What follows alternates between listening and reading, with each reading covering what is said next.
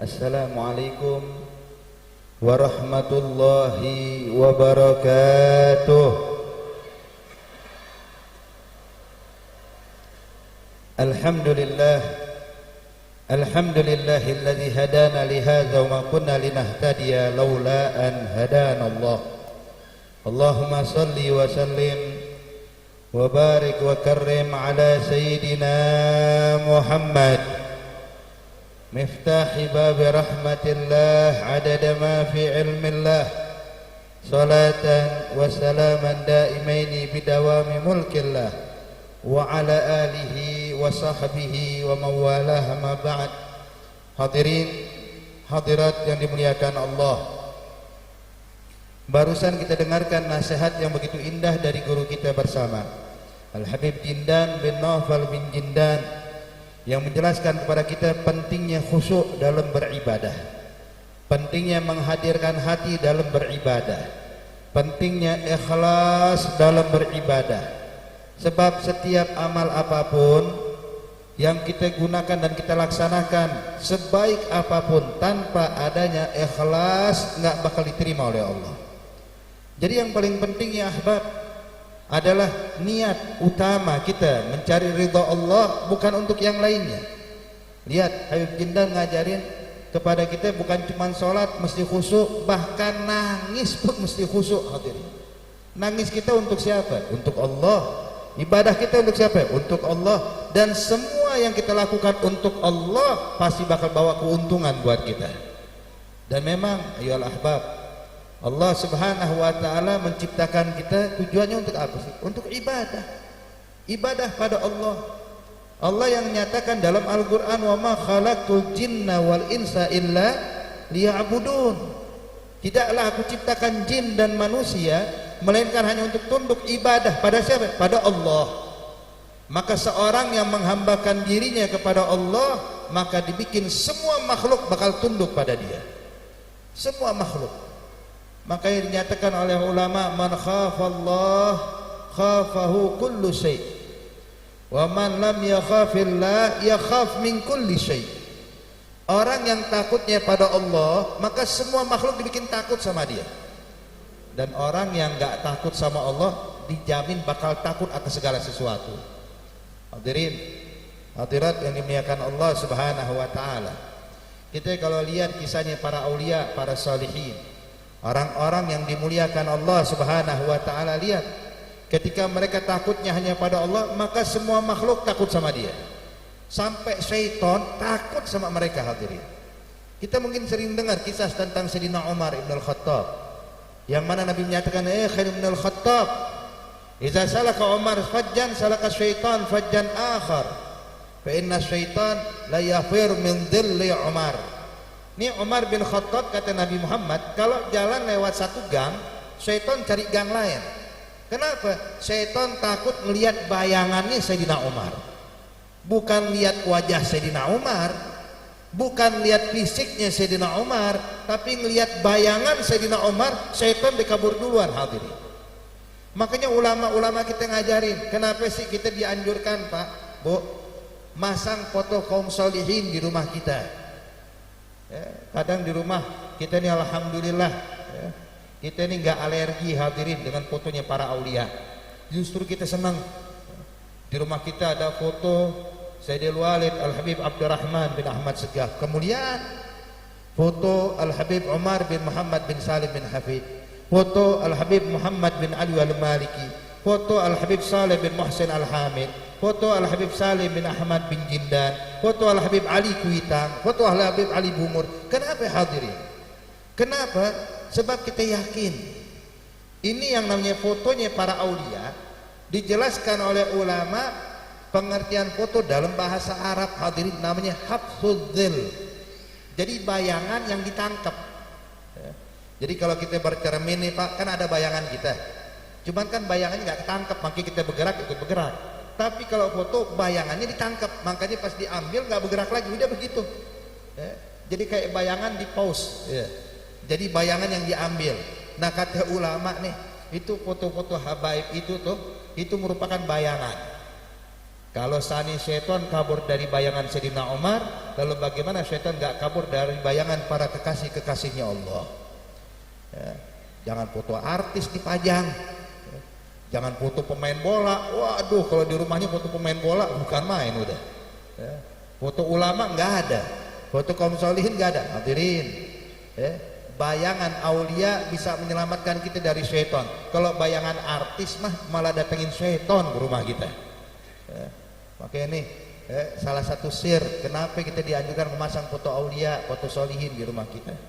Kemudian contoh lain, hadirin hadirat yang dimuliakan Allah, pernah disebutkan di dalam kisah.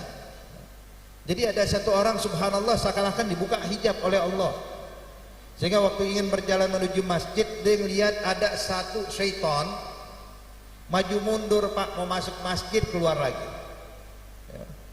Maju selangkah, mundur selangkah, maju selangkah, mundur selangkah. Sampai nih orang waktu melihat syaitan keluar masuk di pintu masjid teriak, "Hei, aduwallah, madza turid?" Hei musuh Allah, apa yang kau inginkan? Maka nih syaitan noleh pada orang ini, "Hei, engkau tahu nggak tuh orang yang lagi sholat tuh, yang sedang sholat?" Dia bilang, "Iya, saya mau gangguin dia, saya mau godain dia biar sholatnya nggak khusyuk." Terus kenapa nggak masuk? Dia bilang, "Sebab saya takut dengan orang yang lagi tidur di sampingnya." Bukan orang yang sholat, saya takut sama orang yang lagi tidur di sampingnya. Kenapa? Nafasnya membakar saya. Tuh, syaitan takut sama orang yang lagi tidur. Cuman siapa yang tidur? Yang tidur orang saleh, yang tidur wali min auliyaillah, yang tidur orang yang dekat dengan Allah. Tidurnya aja hadirin syaitan takut. Gimana bangunnya? Gimana zikirnya, gimana baca Qur'annya, gimana ibadahnya. Maka hadirin, orang yang takutnya pada Allah dibikin semua makhluk takut pada dia. Dahulu di zaman Al-Imam Al-Junaid Sayyidut Taifah radhiyallahu taala anhu wa arda, pernah itu Imam Junaid ini hadirin, rumahnya itu selalu dikunjungi orang, dikunjungi para tamu yang datang dari berbagai macam tempat. Jadi walhasil begitu datang kepada Imamul Junaid, itu kadang-kadang sampai nginep tuh orang yang jauh, nginep di rumah Imam Junaid. Sampai ketika ada sekelompok orang menginap di rumah Imamul Junaid, habis sholat subuh minta izin pulang. Maka didoakan oleh Imam Junaid, diizinkan pulang.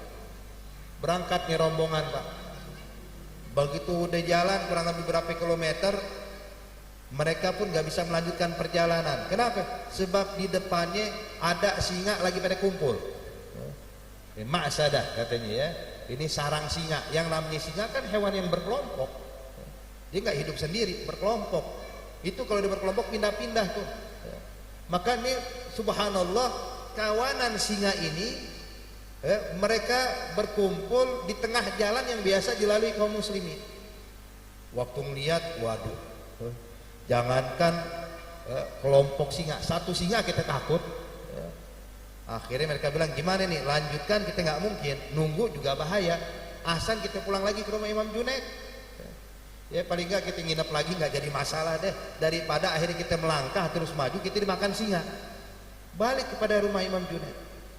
Begitu pulang ke rumah Imam Junaid kaget, kok pulang lagi nih orang, ada yang ketinggalan apa bagaimana? Kata Imam Junaid, "Qal malakum tarji'un?"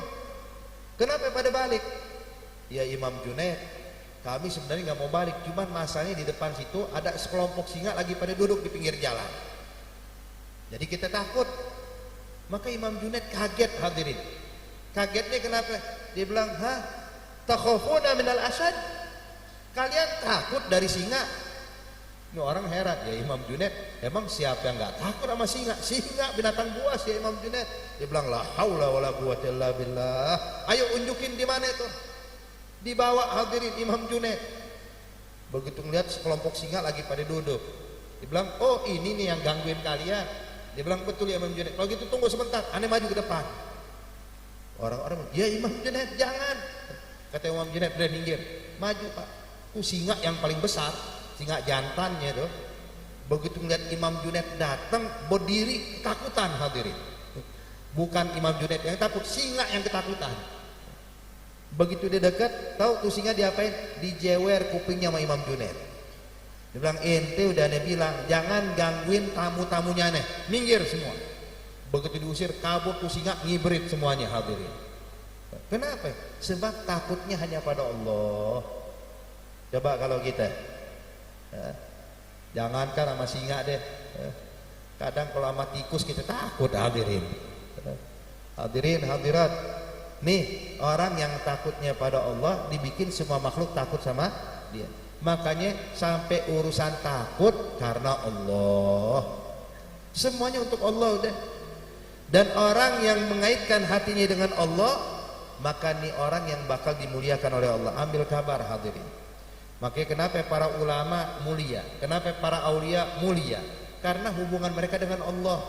Pak, Bu, sebenarnya pengen dekat sama Allah, gak mesti jadi ulama dulu, gak mesti punya gelar ulama, profesor, enggak.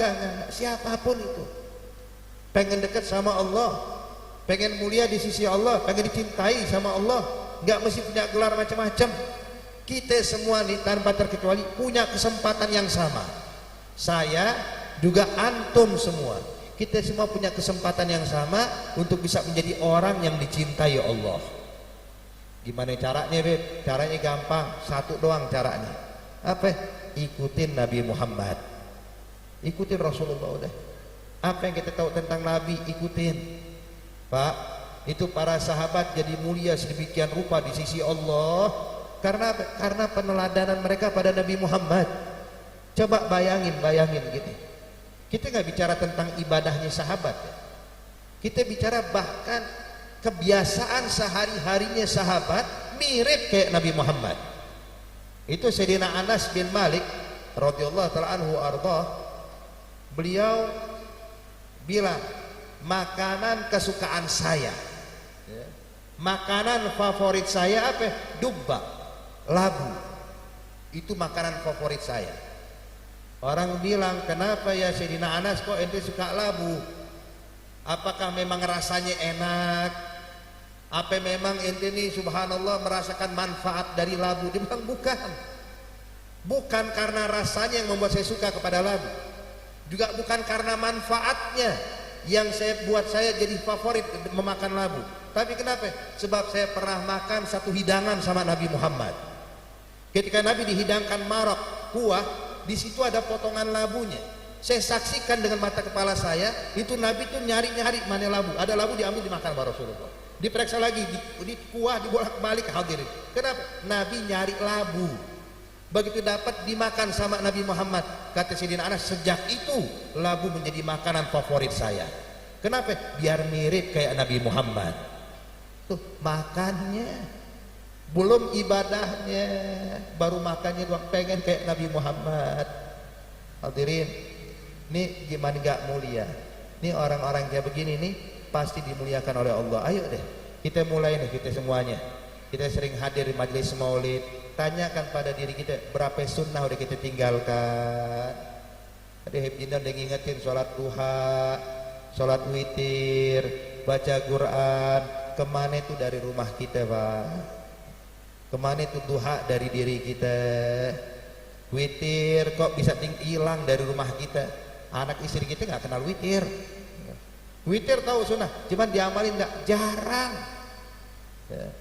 Makanya ayo, kalau kita mengaku cinta sama Nabi, pengen dicintai Allah, nih jalan udah ditunjukkan, ikutin Nabi Muhammad. Semua sunnah kita amalin yang kita tahu sesuai kemampuan kita. Insya Allah berkat perayaan Maulid di malam hari ini, Allah rubah keadaan kita, Allah bimbing kita, Allah berikan taufik buat kita sehingga kita bisa menjadi pecinta sejatinya Nabi Muhammad, menjadi orang-orang yang dimuliakan oleh Allah Subhanahu wa taala, dan nanti di akhirat dikumpulkan bersama Nabi Muhammad. Amin ya rabbal alamin birahmatika arhamar rahimin. Wa sallallahu ala sayyidina Muhammad an-nabiyil ummi wa alihi wasahbihi wasallam walhamdulillahi rabbil alamin.